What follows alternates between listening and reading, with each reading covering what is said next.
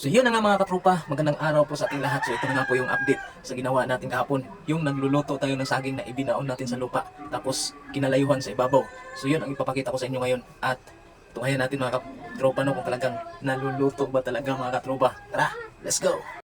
So yun na nga mga katropa, nakikita nyo naman na naluluto talaga yung saging na ibinaon natin sa lupa mga katropa. Talagang legit talaga mga katropa. At ayan, may ginamos, may bagoong pa tayo mga katropa. At saka mga katropa mo no, talagang totoo talaga yung sinabi ni Erpat na talagang ang At kung nasubukan nyo na mga katropa, katulad ng kanin mga katropa na ibinalot natin sa saging, yun ang kanyang amoy mga katropa. At saka mga katropa, yung kanyang pagkaluto talagang kakaiba talaga sa pagluluto natin na idinaan natin sa tubig. At kayo mga katropa, baka gusto nyo tong gayahin, talagang legit, para malaman nyo talaga mga katropa kung talagang totoo ba talaga itong mga katropa. So yun na nga mga katropa, pakipollow, like and share na lang po para malaman po ng iba. Salamat mga katropa.